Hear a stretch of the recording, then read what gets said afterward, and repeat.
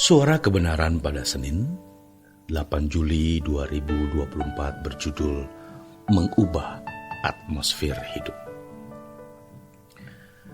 Salah satu ciri orang sukses adalah tidak suka menunda dalam banyak aspek. Dan ini paralel dengan hidup rohani, maka jangan menunda. Jadi, kalau Tuhan masih memberi kesempatan, mari kita mau sungguh-sungguh. Sejarawan Yahudi Josephus Cicero di dalam tulisannya menunjukkan betapa tragisnya Yerusalem ketika dihancurkan Jenderal Titus. Mayat bergelimpangan di jalan-jalan, bait Allah yang megah dihancurkan, padahal bait Allah merupakan lambang persatuan bangsa Yahudi. Tragis. Tapi ini belum seberapa dibandingkan tragisnya ketika seseorang terpisah dari hadirat Allah selama-lamanya. Bukan mengintimidasi dan menakut-nakuti, tapi Alkitab berkata bahwa orang yang najis tidak masuk Yerusalem baru. Maka kita tidak boleh hanya menjadi orang Kristen baik-baik, kita harus suci. Jangan takut mendengar kata suci, karena itu adalah habitat kita, kodrat kita. Itu yang perlu untuk damai sejahtera kita. Dan Tuhan mau melawat kita agar kita mencapai kesucian seperti yang Allah inginkan.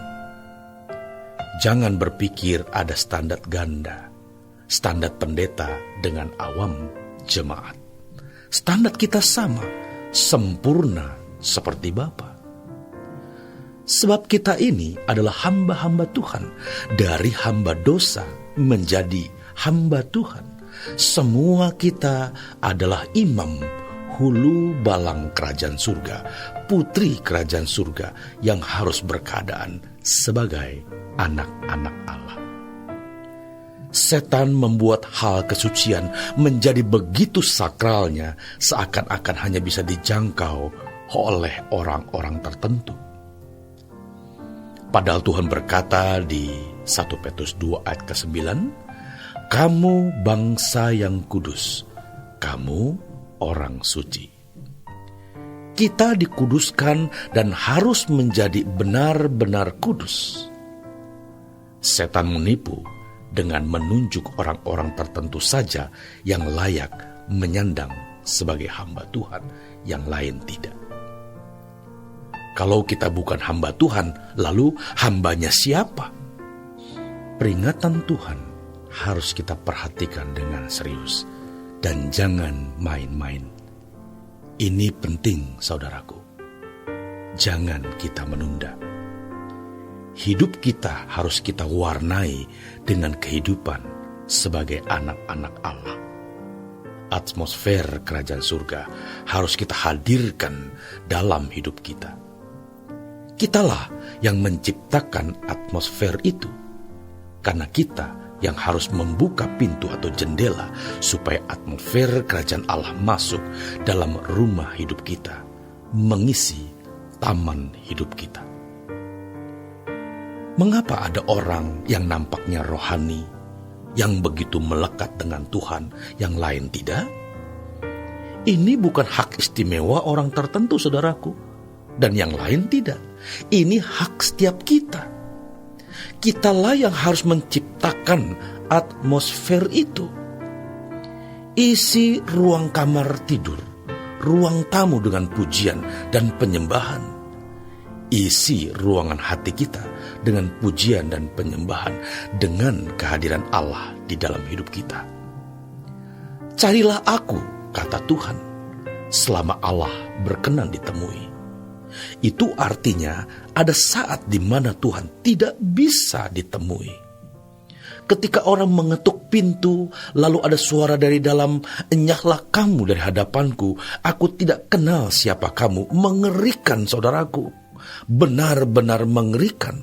Lalu apa yang kita cari dalam hidup ini? Kita makan hari ini 12 sampai 14 jam terbuang. Kita punya barang bisa rusak, bisa kecelakaan, bisa haus dan usang. Kita punya uang hari ini, dalam sekejap pun juga bisa lenyap. Tetapi kekayaan surgawi, yaitu kehidupan yang bersekutu dengan Allah, kehidupan yang menjalin hubungan intim dengan Tuhan, adalah harta yang tidak bisa diambil oleh siapapun. Harta abadi. Kita harus jadi begitu bersemangat hidup, karena kita melihat dinamika hidup berjalan dengan Tuhan. Dan kita harus berani melangkah. Jangan menunggu waktu yang sempurna. Waktu itu tidak perlu kita tunggu karena sudah ada di hidup kita. Sekarang masalahnya, bagaimana kita mengubah waktu hidup kita menjadi nyata, yaitu dengan menghadirkan Allah di dalam hidup kita. Bangunlah pagi, saudaraku, berdoalah. Jangan melihat apa yang tidak perlu di gadget.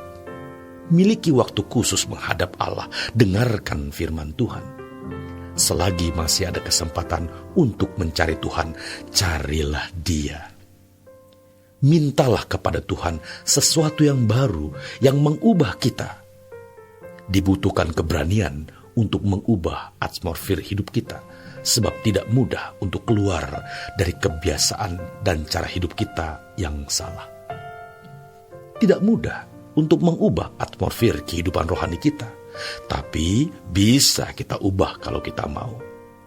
Kita bisa hidup suci dan tidak ada yang bisa menghalangi karena Allah menolong, dan itu kabar baik. Tidak ada takdir yang bisa mengubah hidup kita kecuali kita sendiri.